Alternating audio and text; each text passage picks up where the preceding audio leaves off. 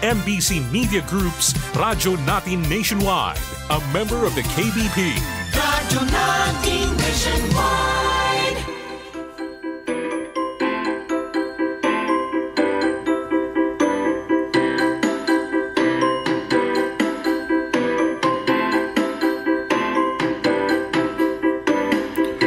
Welcome to Himaya sa Diyos, the weekly program of Sunday Mass readings, inspirational homilies by bishops and priests of the Holy Catholic Church from the Diocese of Kansas and the Diocese of the Philippines.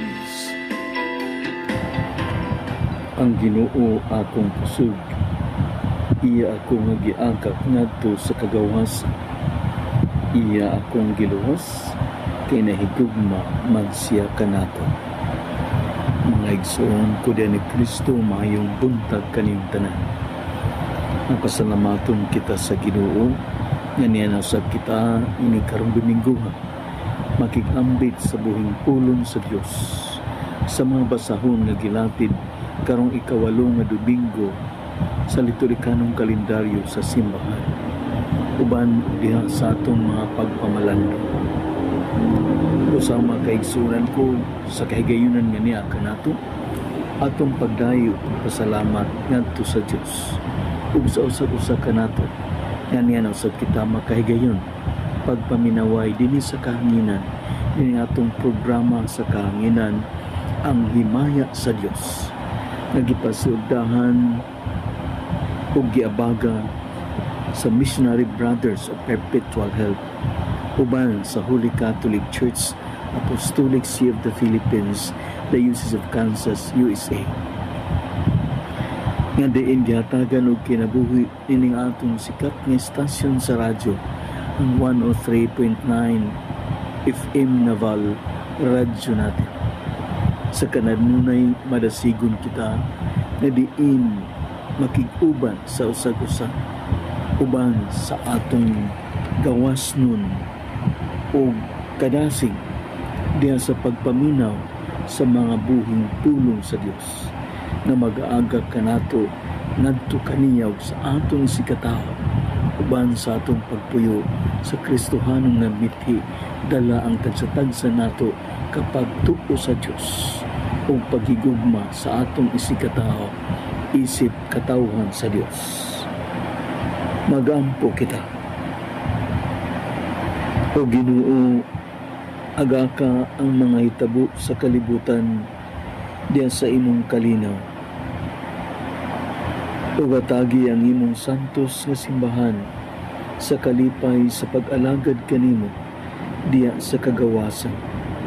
Kini among gipangayo, pinagi sa among Ginoong Jesucristo imong anak, nga buhi ug hari uban kanimo sa Espiritu Santo, Dios nga usa hangtod sa kahanturan. Amen. Kaigsunan ko diyan ni Kristo uban ug sa ngalan sa atong Bishop Overseer sa Holy Catholic Church Apostolic See of the Philippines, kang Bishop Stephen Grinke, uban ni Deacon Jaime Baril, ug sa tanang mga kaparihan kaobispuhan nga dinadlangkog sa gawas sa nasulod sa Pilipinas. Sa ngalan sa atong pagtuo kaniyong tanan, makaigsunan ko din ni Kristo, maayong buntag ug malipayon nga Domingo, sulod din ikawalong Domingo sa liturhikanong kalendaryo sa simbahan. Ug niining magtutua atong paminawon ang mga pagbasa nga isaysay niining kahigayunan nato sa ikawalong nga Domingo sa liturhikanong kalendaryo sa simbahan.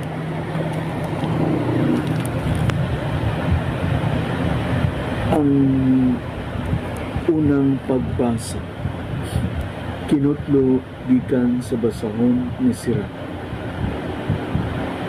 Ang pagpanulti sa usa ka tawo magpakita sa iyang mga kalapasan, sama kini sa usa ka salaan na maglain sa hugaw. Ang imong paagi sa pagpanghuna-una magapakita sa imo kinaiya. Maingon nga sa walay duha-duha ang usa ka pagbahan magpakita sa mga depekto diya sa mga kulon nga gipagba. Makaila ikaw unsa kaayo ang usa ka kahoy naggalam inaagi sa bunga na ihatag ni ini. Ug makaila ikaw sa mga gibati sa usa ka tawo inaagi sa iyang pagpadayag sa iyang kaugalingon nga panghuna-una. Ayaw gayud dayga bisan kinsang tao sa dili pa nimo hidunggan nga siya musulti. Mao kana ang matuod nga prueba. Mangigsoon ko din ni Kristo ang tulong sa Ginoo. Salmo responsorial. Ginoo, maayo gayud ang pagpasalamat kanimo. Ginoo, maayo gayud ang pagpasalamat kanimo. Maayo ang pagpasalamat sa Ginoo, ang pag-awit ug pasalamat sa imong ngalan o labing halangdon. Pagsangyaw sa imong kaluoy sa kadlaw sa imong kamatinud-anon sa tibuok nga gabi. Ginoo, maayo gayud ang pagpasalamat kanimo. Ang matarong nga tawo mulambo ingog palmer, ingog sidro sa Libano mutubo siya. Sila nga gitanom diya sa balay sa Ginoo, mulambo diya sa hawanan sa atong Dios. Ginoo, maayo gayud ang pagpasalamat kanimo. Mamunga sila bisan diha sa katigulangon, makusgan ug malig-on sila. Nagapadayag unsa katarong ang Ginoo, ang akong bato diya kaniya walay kasaypanan. Ginoo, maayo gayud ang pagpasalamat kanimo.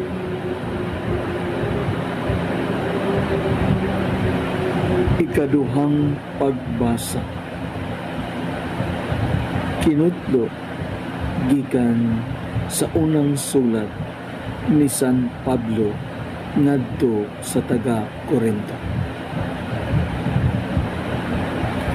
Kung ang madunot masuluban na sa dili madunot, o kung ang mamatay masuluban na sa dili mamatay, matuman ang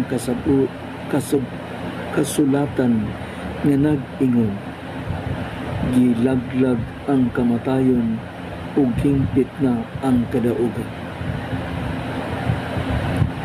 O kamatayon, hain na ba ang imong kadaugan?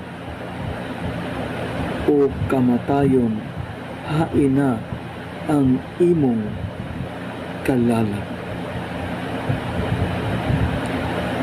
Ang kalala sa kamatayon magikan sa sala, ug ang gahom sa sala naggikan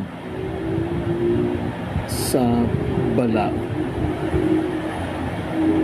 Apan salamat sa Dios nga naghatag kanato kadaugan pinaagi sa atong Ginoong Hesukristo.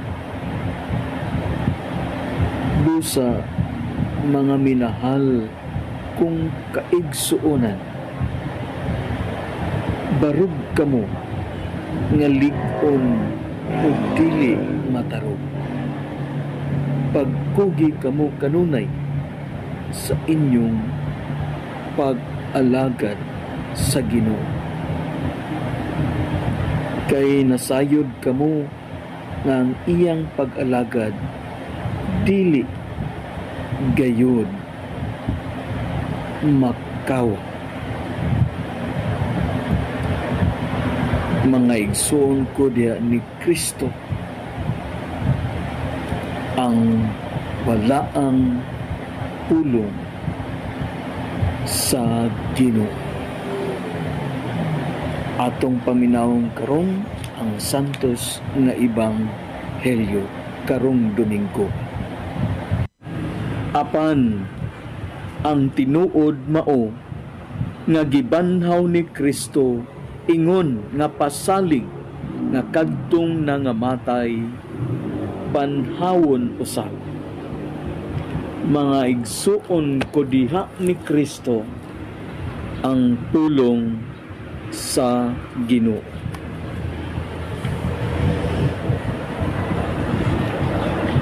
Atong paminawon karon ang sugid asoy sa atong santos nga ebanghelyo. Ang Ginoo maanaa kaninyo. Ang santos nga ebanghelyo sumala ni San Lucas.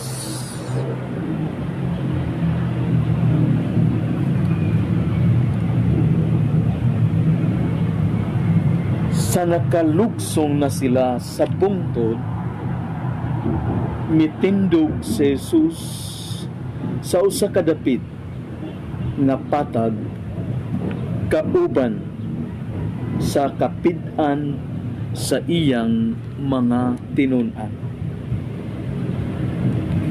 Dito may daghang mga tao nga gikan sa tibuok Hudiya o sa Jerusalem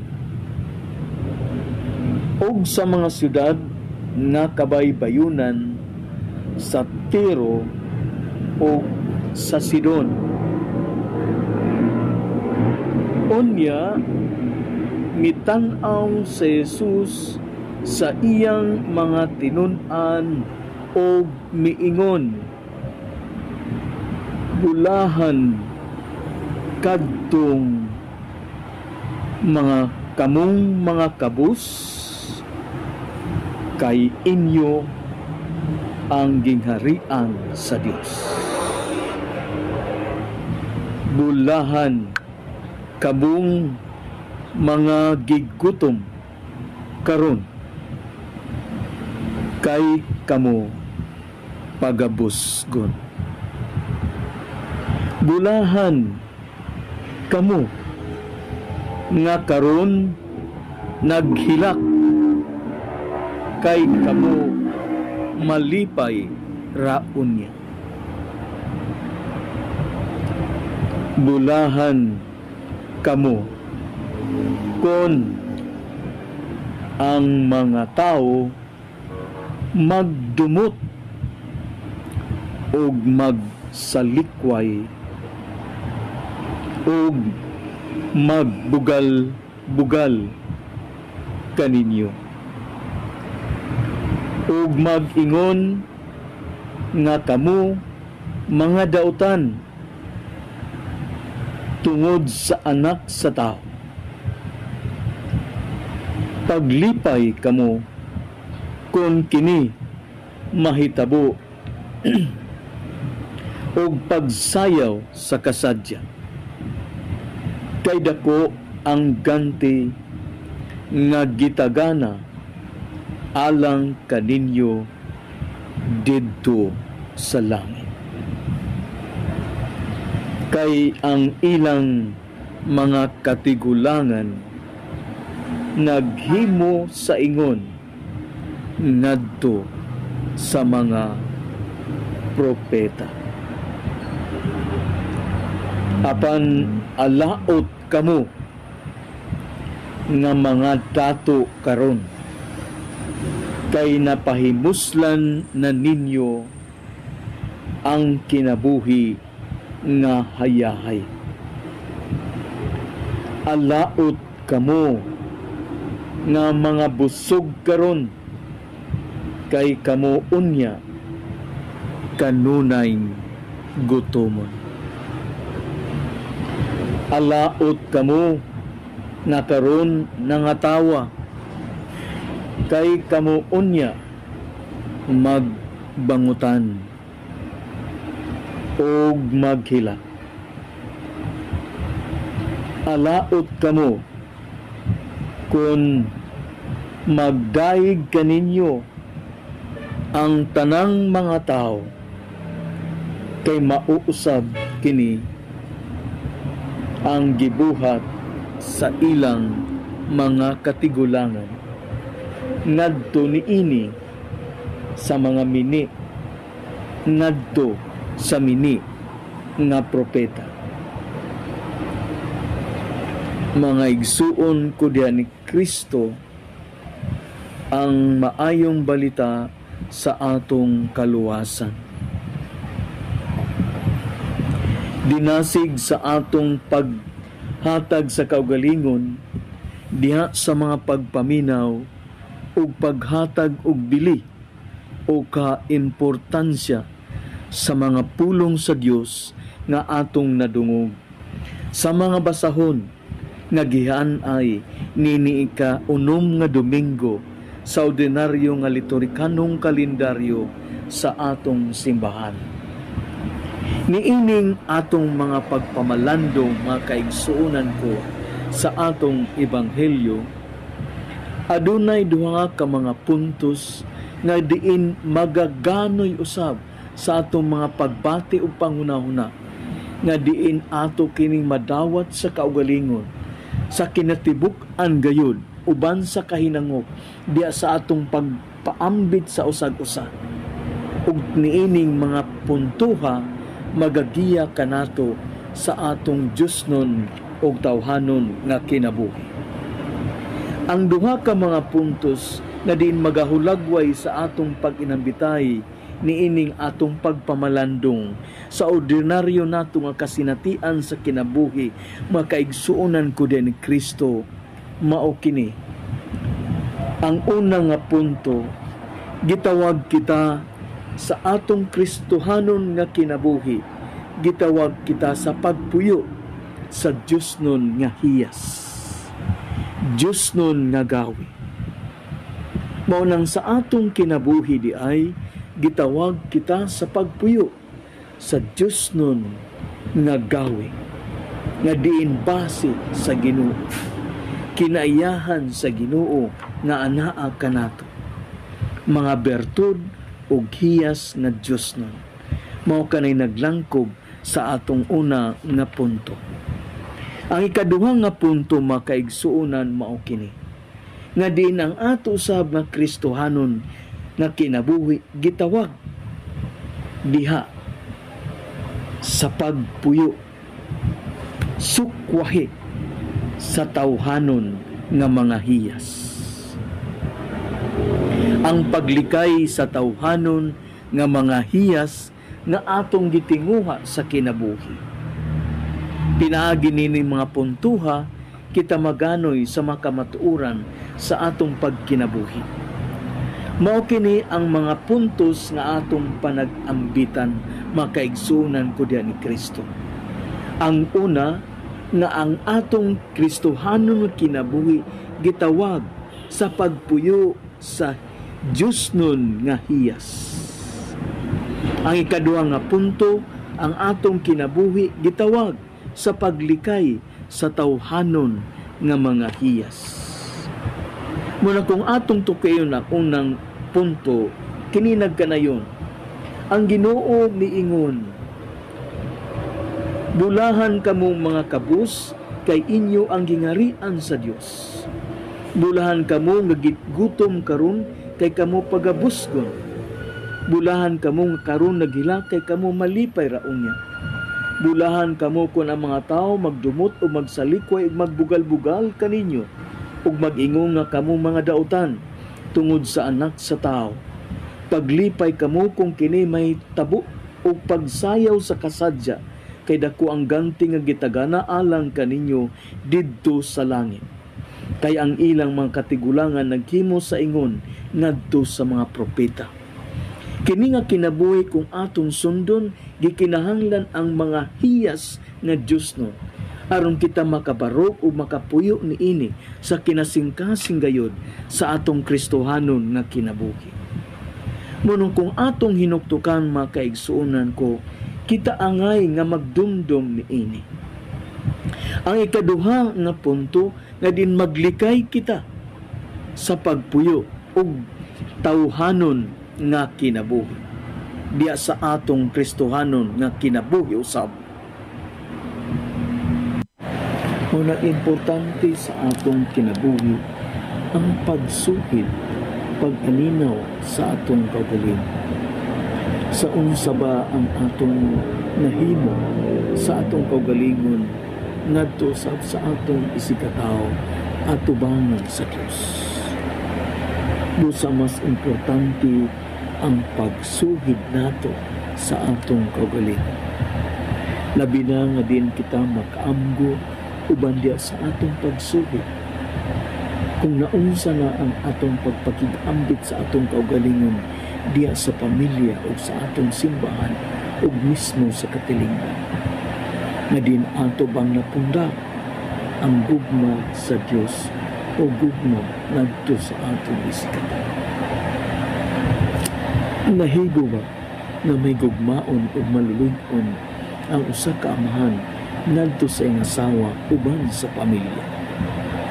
Nahimo ba nga maayo ang kinabuhi sa usa ka anak ngadto sa iyang ginikanan ug mismo sa iyang kagalaan ug isikatan? Ug diha sa atong pagpanglagad, ato bang nakita ang dili sa paghatag sa serbisyo ngadto sa uban, sumala sa kabubuton sa Dios ug gilagda diha sa atong kagahuman, diha sa atong katilingban nga mao'y angay natong buhaton sa atong Kristohanon nga kinabuhi. Busa uban niini nga mga pagsuhid, atong mahunahuna ang atong pamilya, ang atong kagalaan, ang atong simbahan, ug mismo ang atong nasod ug katilingban. Sa ingon unsay atong mahimong ini diya sa pagpakaila sa bunga sa gugma kaluoy pasaylo nga magahatod sa kalambuan diya sa atong kinabuhi ug mismo diya sa katilingban. Busa makakatun-unta kita sa paghatag og bilin sa kahulugan sa pagsuhid sa kaugalingon aron makita nato ug mapun-an ang Kristohanon nga mithi nga diin gilatin sa atong pagkasumusunod sa Dios ug sa ngalan sa atong Ginoo. Ang ikaduha nga punto makaigsunan ko nga diin ang atong kinabuhi ana usab pagtan-aw sa mga kakayahan o kaantiguhan o kinaiyahan sa atong kinabuhi. Isip o sa katawo, aduna kita'y gabayan diha sa atong pagkinabuhi. Isip o sa Kristiyano na naging diin nagatuo sa Dios ug nagamahal sa simbahan pinaagi sa iyang isikatan. Muna ang atong ibanghilyo nagkanayon, ang kahoy nga walay sakit dili mamungag walay tulos nga bunga. Diyang masakiton nga kahoy mamungag maayong bunga. Ang tagsa-tagsa ka kahoy maila sa iyang bunga. Dili ka makapupog igos gikan sa sampingan. Ni ubas gikan sa kadyata. Ang maayong tao magsultig maayo gikan sa maayong mga bunga nga naa sa iyang kasing-kasing. Apan ang tao nga dautan magbuhat og dautan gikan sa mangilad ng mga butang sa iyang kasing-kasing.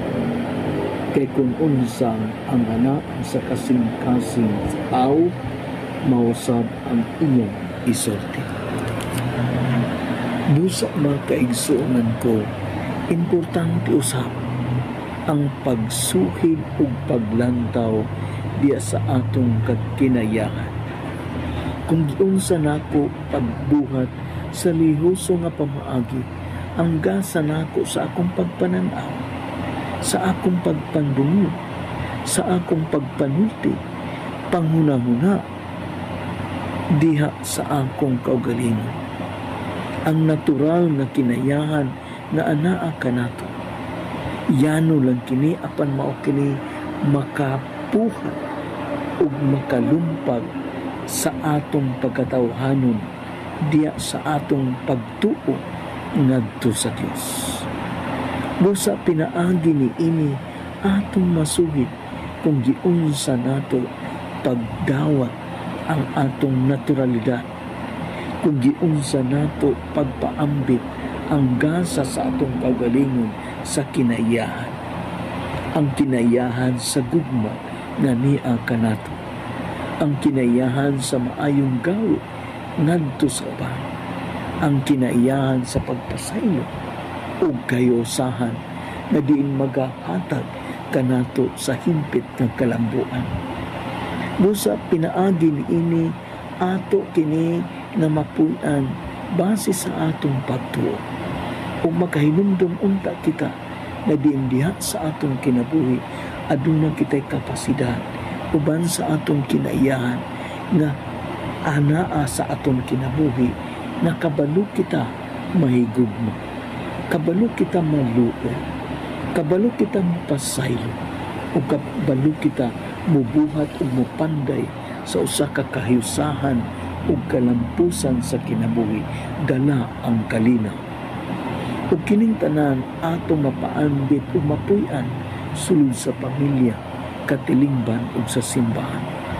O ginaot paunta na diya sa atong kinabuhi, atong mapuy-an sa mapadayunon na pamaagi ang pag-usisa, pagsuhid sa atong kaugalingon ug ang pagtanaw, pagsuhid usab sa atong kinayahan, isip o sa katao na nagatuo o gihulagway sa usa ka Dios diya sa atong kinabuhi.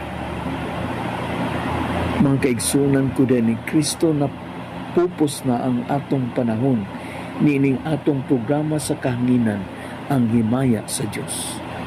Ug tuguti ako sa pagpasalamat kaninyo sa ngalan sa Holy Catholic Church, uban ni Bishop Stephen Grinke, Deacon Jaime Barili, o pinahangusab ng sikat ng stasyon sa radyo, uban sa Missionary Brothers sa Perpetual Help, kaniyong tanan makaigsunan ko din ni Kristo, daghan kaayong salamat. Dalaygon o gimaya sa Dios. Mag-ampo kita. O Diyos sa kaluwasan, kining sakramento nga naglikon kanamo dinhi sa yuta, magdalaunta kanamo sa kinabuhing walay katapusan sa langit. Kini among gipangayo, pinaagi ni Kristo among Ginoo. Amen. Dalaygon o gimaya sa Dios.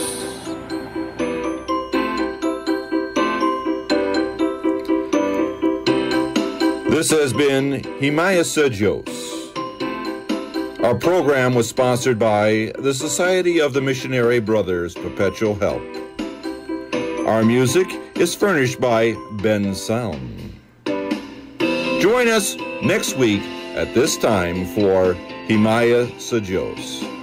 This is Father Steve Granke saying, Ang Ginoo mana kaninyo. God bless you all. Our radio, Radyo Natin. Subay sa pagtuon sa World Health Organization, 537 million katao adunay diabetes sa tibuok kalibutan og 4 million niini mga Pilipino. Ang diabetes nag-unang rason sa komplikadong sakit sama sa pagkabuta, hypertension, sakit sa kasing-kasing ug uban pang mga balatian nga posibleng mo resulta sa kamatayon. Kung ikaw adunay diabetes, ang himsog nga panglawas, saktong diet, kanunay nga pag-ehersisyo, paglikay sa mga bawal